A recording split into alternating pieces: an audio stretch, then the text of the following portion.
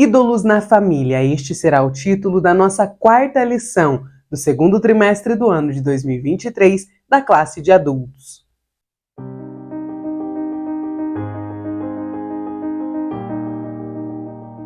A paz do Senhor, querido aluno e professor da Escola Bíblica Dominical. Eu sou a irmã Damaris, sou professora da EBD, na congregação em que sirvo ao Senhor aqui na Assembleia de Deus em Curitiba. Hoje eu estou aqui para que nós possamos continuar a nossa meditação nesta revista em que estamos falando sobre relacionamentos familiares e hoje nós falaremos a respeito dos ídolos na família. Será que nos dias de hoje alguém consegue ter ídolos em casa? Será que nós podemos fabricar ídolos no nosso coração? Vamos entender um pouquinho a respeito desse assunto e saber como a família deve administrar a possibilidade da existência de ídolos dentro dela. A nossa lição está programada para ser ministrada no dia 23 de abril. O nosso texto áureo está lá na epístola de 1 João, capítulo 5, versículo 21, e nos diz assim: Filhinhos, guardai-vos dos ídolos. Amém. A verdade prática nos fala que a adoração a ídolos implica priorizar tudo aquilo que se coloca no lugar de Deus. Na nossa leitura bíblica em classe, nós teremos a leitura de dois livros da Bíblia. Então, primeiro nós vamos ler uma passagem que está em Gênesis 31, capítulo 17 ao 19 e 33 ao 35, e depois nós leremos uma passagem de um segundo livro da Bíblia, que está em Juízes, no capítulo 17, versículos 1 e 3 ao 5. Eu vou fazer a leitura aqui agora e vou deixar passando aqui na tela para que você possa me acompanhar aí onde você estiver. Então se levantou Jacó, pondo seus filhos e as suas mulheres sobre os camelos, e levou todo o seu gado e toda a sua fazenda que havia adquirido, o gado que possuía, que alcançara em Padarã, para ir a Isaque, seu pai, à terra de Canaã. E havendo Labão ido a tosquear as suas ovelhas, furtou Raquel os ídolos que seu pai tinha.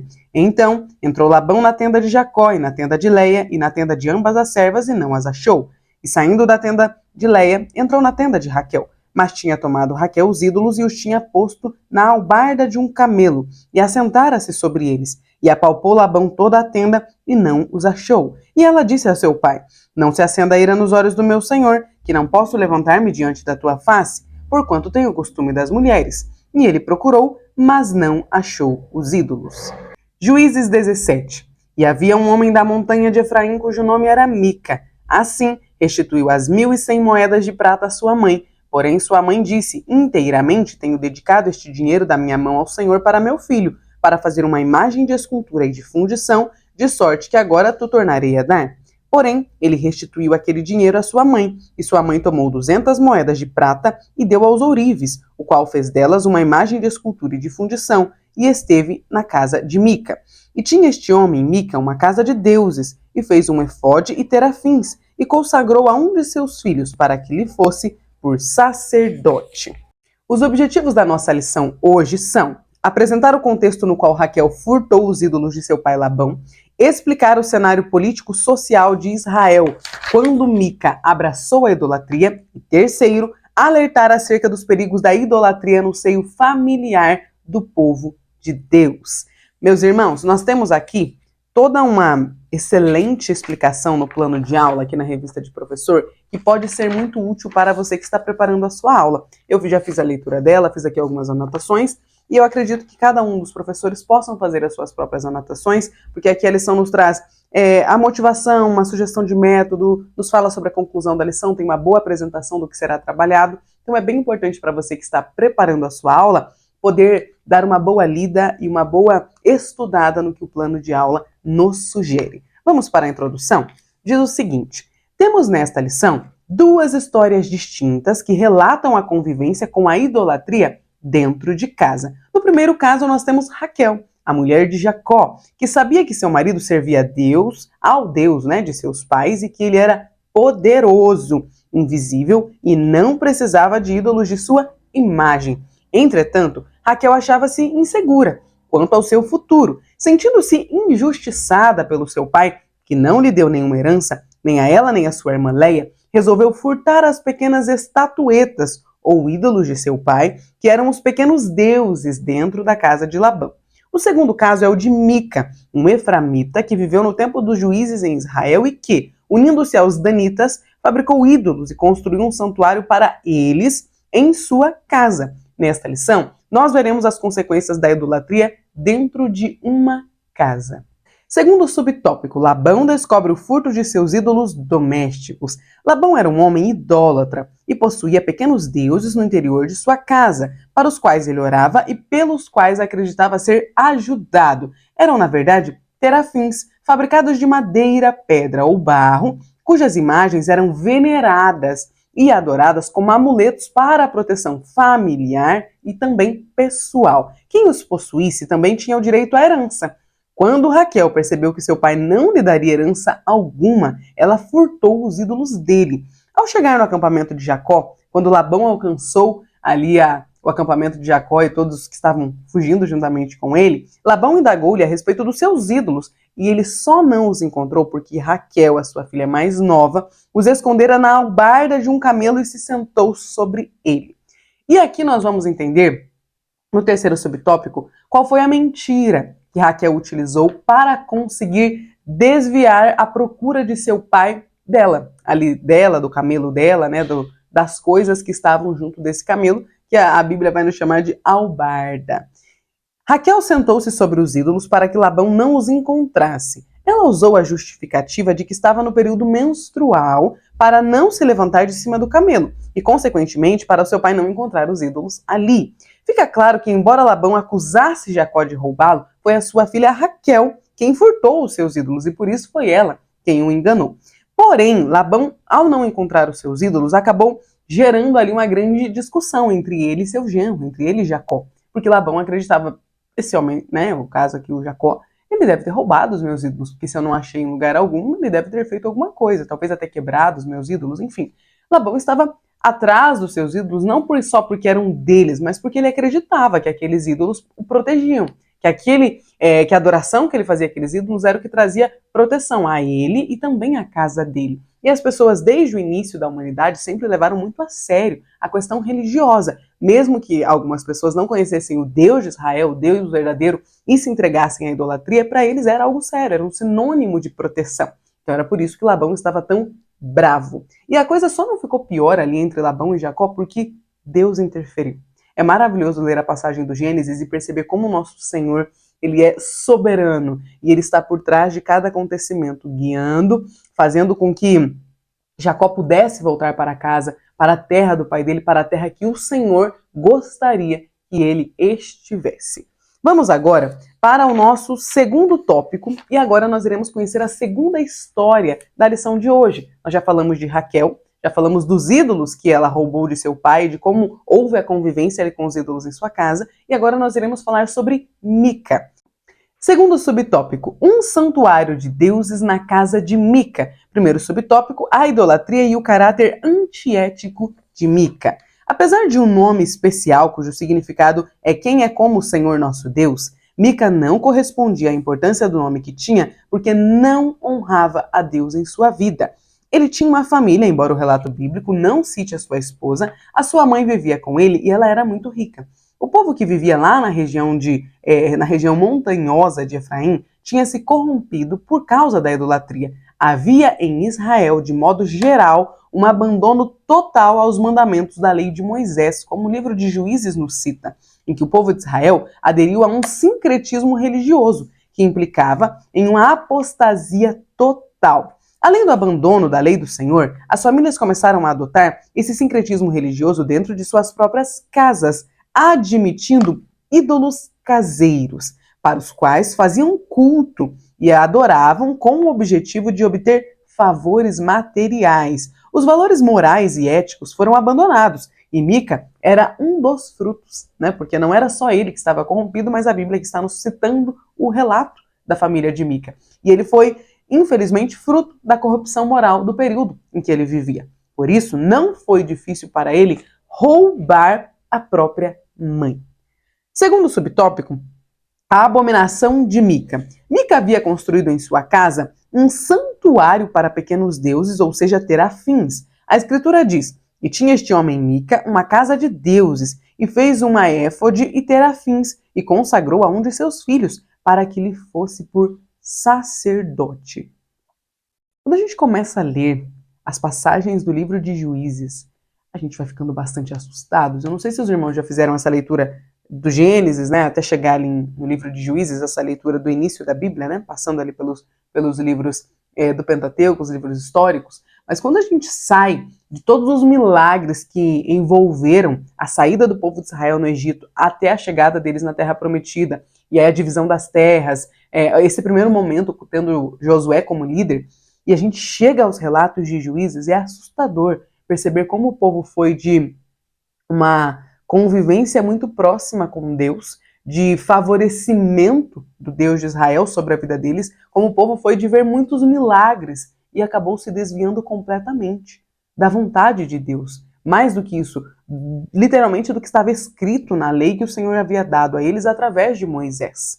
Então, o livro de Juízes me chama a atenção que até parece que o autor está sem inspiração, porque o autor vai dizer, né, que e eles se corromperam, e levantou-se uma nova geração que não conhecia Deus, e houve ali um corrompimento das leis do Senhor. Meus irmãos, Israel viveu uma apostasia tão grande neste período que nós estamos ouvindo um homem, Mica, que fez que transformou o seu próprio filho em seu sacerdote, como se isso fosse possível. Lembrando que os sacerdotes eles vinham apenas da tribo de Levi, e Mica vinha da tribo de Efraim. Portanto, ele não podia fazer ou fabricar para ele o próprio sacerdote. Não era a função dele, não era o que o Senhor tinha dado para ele fazer.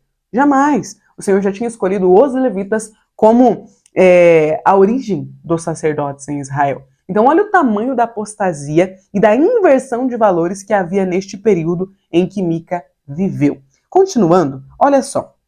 Mica havia roubado a própria mãe sem que ela soubesse. Ele levou consigo 1.100 ciclos de prata, equivalente a 13 quilos de metal. Visto que a sua mãe, né, não sabia que era o seu próprio filho quem a furtara, ela lançava maldições sobre o ladrão. Temendo sofrer com a maldição de sua mãe, Mica foi até a casa dela e confessou o seu pecado, e a restituiu completamente de todo o dinheiro que ele havia tomado dela. Porém, ele restituiu aquele dinheiro à sua mãe, como o livro de Juízes, capítulo 17, versículo 4, nos retrata. A sua mãe retirou a maldição e tomou parte do dinheiro e deu a ourives para que ele fizesse imagens de escultura para a casa de Mica.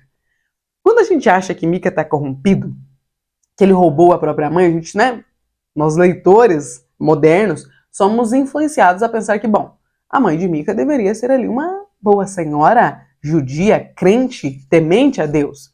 Mas ela não era. Porque quando o filho dela devolve o dinheiro que ele tinha usado para fabricar ídolos, ela faz o quê? Entrega ourives para que ele faça o mesmo. Fabrique ídolos. Resumindo, Israel vivia uma apostasia tão grande que não eram os filhos que acabavam se corrompendo sozinhos. Infelizmente, pelos maus costumes, né? Pelas más influências, mas os próprios pais se corrompiam e acabavam sendo os principais influenciadores da corrupção moral de seus filhos. Terceiro subtópico, Mica tinha uma casa de deuses. Pelo contexto bíblico, a família de Mica era de judeus, mas desviada da fidelidade de Deus. Servia aos falsos deuses, representados por pequenos ídolos chamados terafins. Mica e seus familiares afirmavam estar servindo também ao Deus de Israel. Entretanto, naquele período histórico do tempo de Juízes, cada um fazia o que lhe parecia certo. Por conta própria, e depois de ter seus terafins em casa, Mica resolveu também mandar fazer uma éfode, que era utilizado somente pelo sumo sacerdote israelita, e o entregou ao seu filho, separando-o para ser um sacerdote na sua casa. Meus irmãos, olha o tamanho da inversão de valores, da corrupção moral que Israel vivia neste período. Depois aparece um levita que não tinha onde morar e Mica o convida a viver em sua casa e tornar-se o sacerdote da família, pelo Deus de Israel. Essa mistura de divindades falsas estava presente na casa de Mica. Todos quantos chegassem à sua casa encontrariam o Deus que desejassem invocar. Infelizmente, um homem da tribo de Efraim que deveria honrar o Deus do seu povo, né, de Israel, que os libertou do Egito, agora se encontrava comprometido com ídolos de uma religião pagã. Misericórdia. Essa leitura, por mais que ela seja retrate um período histórico que, né, já passou, já ficou para trás há muito tempo, no período dos juízes, no período histórico ali de Israel, É importante nós pensarmos que esta mistura de deuses que Mica tinha na casa dele também pode ser encontrada nos nossos dias. Às vezes nós olhamos para os relatos que a Bíblia nos apresenta do povo de Israel e nós agimos com uma certa empáfia, mas eu acho que não seria nem essa palavra. Me falta aqui um adjetivo melhor, mas nós agimos com uma certa como se nós fôssemos melhores do que eles. Às vezes eu tô lendo a narrativa do povo de Israel e eu falo, nossa, mas de novo eles estavam entregues à idolatria. E eu me lembro de um dia em que eu estava fazendo essa leitura e comentando com meu esposo quando o Espírito Santo falou comigo. Que muitas vezes eu também caio de novo e de novo e de novo no mesmo pecado. Às vezes nós vemos o povo de Israel entregue à idolatria e a gente fala, nossa, mas toda hora eles estavam pegando um outro Deus, trazendo um Deus novo, fazendo umas imagens, eles não aprendem. Pois é, mas e nós?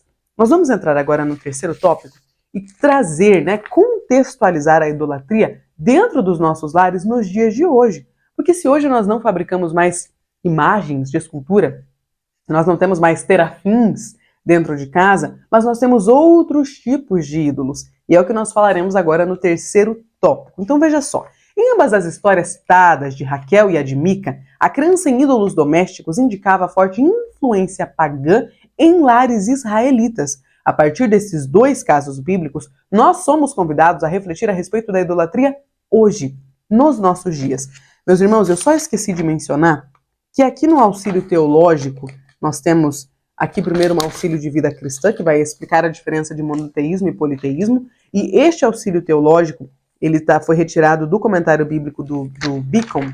Eu acho super importante que os irmãos façam a leitura dele, para que isso possa acrescentar à sua aula, principalmente um conhecimento melhor deste período histórico em que Mica viveu. Agora, voltando aqui para o terceiro tópico, vamos para o nosso primeiro subtópico, os ídolos domésticos dos tempos atuais.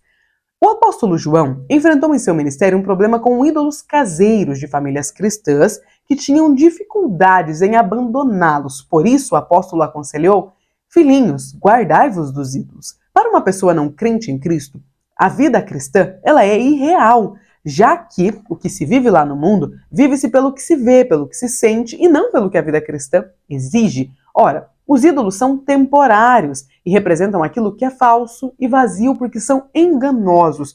Qualquer coisa pode se tornar um ídolo dentro de casa, como por exemplo, aqui nós temos algumas referências de ídolos que nós podemos fabricar nos dias de hoje, ídolos que nós podemos construir no nosso coração e às vezes que nós convivemos com eles dentro da nossa casa. Por exemplo, um emprego, um carro, um dinheiro, um filho, um pai, uma mãe ou um estilo de vida podem se tornar ídolos. Inclusive, depois que eu me tornei mãe, eu tenho uma filha de 2 anos de idade, eu aprendi como é muito fácil nós acabarmos idolatrando os nossos filhos. Mas não só a criança em si, mas o que nós podemos ou não fazer por ela. Por exemplo, é muito comum que exista dentro da maternidade uma disputa sobre quem teve parto normal e quem teve parto cesáreo, sobre quem amamentou exclusivamente e sobre quem não amamentou. Aí quando entra no período de introdução alimentar, sobre quem faz BLW, quem não faz. As mães que estão aqui vão entender o que eu estou falando, né? As professoras que estão aqui, as alunas, enfim, vocês vão entender do que eu estou falando e é muito fácil na maternidade que a gente comece a idolatrar uma forma de criar os filhos. É muito fácil que a gente fale, nossa, mas a minha filha, o meu filho é muito educado. Olha só, ele sentou antes do filho da minha cunhada. Sentou antes do filho do meu vizinho. É a primeira criança na igreja que saiu das fraldas. Todas as outras ainda estão na fralda. Nossa, a minha filha, irmãos, assim, ela tem uma pega. É impressionante ver, assim, a coordenação motora fina dela. É algo, assim, espetacular. Esse é um papo muito comum no meio das mães, essas que eu estou mencionando aqui aos irmãos, e isso se torna ídolos que nós construímos, porque nós acabamos reverenciando isso, sabe? Nossa, eu consegui um parto assim, assim, assado na melhor maternidade da cidade em que eu vivo. Que diferença isso faz? Mas nós somos estimulados a uma competição materna desde quando ficamos grávidas. E aqui eu começo a perceber como hoje é muito fácil nós erguermos enormes altares para os ídolos e não percebermos. Porque a gente olha para a narrativa bíblica e nós continuamos achando que ídolos são aqueles altares a Baal, são aquelas construções que o povo de Israel fazia e que realmente ofendiam a Deus. Só que colocar o nosso casamento, o nosso cônjuge, a nossa casa que nós construímos lindíssima no lugar de Deus também é erguer um ídolo. Colocar a maternidade como uma fonte de todo prazer, dizer que o filho é o maior amor das nossas vidas, também é uma forma de construir ídolos. Sabe aquele emprego para o qual a pessoa se dedica assim, dia e noite e dia, tudo é um emprego, não há o que exista na igreja que ele possa realmente colocar antes do emprego, porque não dá, a família fica depois, o casamento fica depois, tudo é depois do emprego. Já viu essas pessoas? E aquelas pessoas que querem um diploma atrás do outro? Que terminam a faculdade, começam uma pós, aí uma pós, outro mestrado, aí doutorado, pós-doutorado, e irmão, e aí já terminou isso tudo? Vamos ajudar na igreja? Não posso parar de estudar. Preciso continuar. E aqueles pais que se enchem de orgulho para dizer, eu estou dando para os meus filhos tudo que eu não tive. Os irmãos conseguem perceber como nós muitas vezes temos muitos ídolos erguidos dentro da nossa casa, dentro do nosso coração e nem percebemos? Às vezes nós acabamos levantando um altar para cultuar a beleza de um filho, ou a beleza de um carro, a beleza de uma herança, de uma casa na praia, de uma viagem para o exterior. E muitas vezes nós não percebemos que, sem querer, nós acabamos dando tanta voz para o carro, para a profissão, para a família, para o filho, para a esposa, que nós colocamos Deus de lado e elevamos pessoas, coisas ou situações à posição de deuses do nosso coração. Que essa lição ela nos sirva de alerta, para que nós possamos fazer um check-up do nosso interior, um check-up da nossa família, para percebermos se por acaso nós não temos enormes altares erguidos para ídolos dentro da nossa casa e sequer percebemos que Deus ficou de lado, foi afastado dos nossos lares e dos nossos corações e outras coisas assumiram a posição que só Ele deveria possuir. Vamos continuar? Ora, como identificar idolatria dentro e fora de casa? Tudo aquilo que requer lealdade e honra acima de Deus se constitui idolatria. Paulo escreveu aos Coríntios: o ídolo nada é no mundo, por isso é um perigo endeusar pessoas colocando-as na posição ou acima do próprio Deus. Segundo o subtópico, identificando os ídolos modernos dentro dos lares. A proliferação da cultura da mídia entrou em nossas casas e, queiramos ou não, convivemos com ela no dia a dia. A mídia por si mesma é neutra, pois é o meio pelo qual serve à sociedade como canal de comunicação através do rádio, da televisão, da internet, dos smartphones, da rede de computadores e de outros meios. Ela é um modo de comunicação que deve ser usado com sabedoria.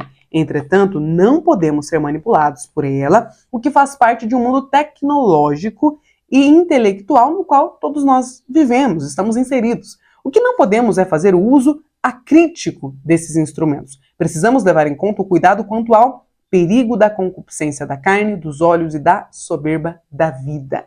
Meus irmãos, nós já falamos da parte dos filhos, da casa, do carro, da carreira, do trabalho, como ídolos, mas agora nós precisamos pensar sobre a tecnologia como ídolo. Não dá para olhar para uma pessoa que passa 8 horas do seu dia, 9 horas, 10 horas na rede social, com o celular na mão, e achar que está tudo bem. Não dá. É impossível. Nós não podemos acreditar que dormir e acordar com o celular em cima do rosto é normal. A gente não pode achar normal que a gente consiga dizer, poxa vida, não consegui ler a Bíblia a semana toda. Abri no domingo à noite, fechei, abri no outro domingo de manhã para estudar na escola bíblica dominical. Não tive tempo essa semana.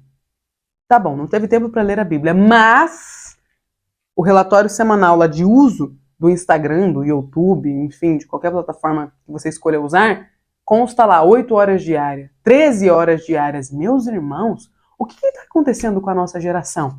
Nós fomos seduzidos, sabe, engolidos pelo celular.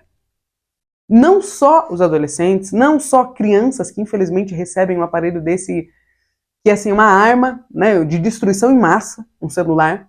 Aí nós temos adolescentes, jovens, adultos, idosos, viciados no celular, que preferem ficar com o celular na mão do que conversar com o cônjuge. Eu e meu esposo já nos pegamos recentemente aqui em casa, eu não tô aqui dizendo que tá todo mundo errado e nossa, a irmã Damaris é certíssima. Não, meus irmãos. É uma autocrítica o que eu estou falando aqui pros irmãos. Esses dias, eu e meu esposo nos pegamos sentados no sofá, cada um com o celular na mão. A nossa filha já estava dormindo, ela dorme cedo. Ela já estava dormindo há algum tempo e nós estávamos perdendo tempo no celular. E não era assim, eu produzo bastante conteúdo para as redes sociais, mas eu não estava produzindo conteúdo nenhum. Eu estava rolando pelo feed, vendo a vida dos outros, e ele também. E aí a gente olhou um pro outro e pensou, meu Deus, a gente não conversou ainda. A gente está aqui engolido pelos vídeos. Você entra naquela aba de vídeos do Instagram, de shorts, agora no YouTube, e você fica forever ali. Dá para você passar 3, 4 horas ali tranquilamente, sem parar para tomar água ou ir ao banheiro. Percebe como... Aí alguém vai me dizer, não, mas eu não adoro isso. Tá bom, pode ser que você não adora isso. Mas onde está o seu coração? Quando você acorda de manhã, o que você faz primeiro? Você abre o seu celular para ver tudo o que está acontecendo no mundo? Ou você dobra o seu joelho para orar ao Senhor? Ou você beija o seu cônjuge e deseja um bom dia? Ou você acorda os seus filhos desejando um bom dia? Faz um café da manhã? Faz um culto doméstico? Faz uma oração em família? Faz uma leitura da palavra? Ou se você tem o hábito, né, de ler a Bíblia pela manhã, estudá-la, fazer um devocional, e aí depois pegar o celular? Ou será que a gente já acorda, pega o celular ali antes de abrir o olho e já tá aqui, ó, vendo tudo, vendo todos, assistindo vídeo, curtindo, dando like, reclamando? Ou então, que recentemente eu estava conversando com uma amiga e ela falou, eu nem passo tanto tempo no Instagram. Ela falou, eu passo muito tempo nestes e-commerces, nestas plataformas tipo Shopee, Shein, enfim, essas plataformas assim de venda, Amazon. Ela falou, eu fico fazendo listas de compra. Assim, fico olhando, falando, nossa, olha que lindo. Ela falou, não que eu compre alguma coisa, mas eu passo muitas horas fazendo lista de compra. Percebe como a rede social, a tecnologia, as plataformas de streaming, né, a Netflix, a Amazon Prime, a Apple TV, elas tomaram todo o nosso tempo, todo o nosso dia. Nós estamos consumidos, engolidos pela tecnologia. E eu preciso te dizer que muito provavelmente, nas nossas vidas, a tecnologia é um ídolo. Não só pelos... Não é só o aparelho do celular, mas é o que a gente está vendo ali. Porque às vezes nós ficamos vendo a vida de uma pessoa e aí a gente olha e fala, nossa, como eu queria uma viagem dessas. E aí a gente não consegue viajar assim nem para a praia mais próxima. Às vezes a gente fica vendo o marido da outra irmã ou a esposa do outro irmão e a gente fala, meu esposo não é assim, minha esposa não é assim. E aí geram as comparações. E aí nós somos a geração com mais dificuldade de adquirir contentamento porque nós estamos passando muito tempo na mídia. Na televisão, assistindo um jornal atrás do outro para criticar, uma reportagem atrás da outra. Meus irmãos, que nós possamos ter esta aula como um alerta, para que a gente acenda assim, um alerta bem grande nas nossas vidas. Eu costumo dizer, depois do Senhor trabalhar muito na minha vida sobre isso, que a gestão do nosso tempo glorifica ou desonra a Deus. A forma como nós gerimos o nosso dia a dia, o tempo que a gente gasta sentado no sofá olhando o celular, o tempo que a gente passa fazendo uma lista de compras que a gente não vai comprar, tudo isso está desonrando a Deus. Porque aí nós ficamos descontentes, aí nós nos tornamos cristãos, pessoas amarguradas, difíceis de agradar, porque agora a gente não se compara mais com o vizinho. Antigamente, lembra aquela frase que a grama do vizinho é sempre mais verde? Só que a grama do vizinho realmente era do nosso vizinho. Hoje, a grama com a qual a gente quer se comparar é com a do Neymar. A gente olha e fala, nossa, olha só, o Neymar só viaja de jato. Pois é, ele é o Neymar. Percebe que essa quantidade de pessoas que a gente segue nas redes sociais, aquilo vai te gerando... É tanta informação que a gente consome ao longo do dia, e chega no final do dia a gente está esgotado, não tem paciência com o cônjuge, com os filhos, para a igreja, então nem se fala. Sentar e ler a palavra de Deus assim, é uma utopia, mas a gente ficou muitas horas do nosso dia dedicado a algo que não precisa. Que o Senhor nos ajude. Como eu falei para os irmãos, este é um alerta, não só para vocês, mas é um alerta para mim. Nós precisamos cuidar para que a mídia, né, todas as plataformas de streaming que existem hoje, todas as redes sociais das quais nós fazemos parte, não se tornem ídolos no nosso coração e dentro da nossa casa. Amém? Vamos para o nosso terceiro e último tópico. Precisamos reagir contra os inimigos da família. Jesus disse em seu Sermão da Montanha: vós sois o sal da terra, e se o sal for insípido, com o que se há de salgar? A igreja é o sal da terra, e por isso é a única instituição da sociedade capaz de evitar a corrupção dos nossos valores morais e espirituais. Para preservar a família, atacada pelo vírus infeccioso do sistema mundano, é preciso quebrar os ídolos domésticos que roubam o lugar de Deus na vida familiar. E aqui na conclusão, o pastor Elianai Cabral nos escreve da seguinte forma: precisamos investir na família, criando barreiras espirituais e morais no seio dos lares para salvar nossos filhos e prepará-los para uma vida cristã sadia, que glorifique a Deus. Por isso, os ídolos na atualidade precisam ser retirados do nosso meio para que não venham a roubar o lugar de Deus em nossas vidas. Amém?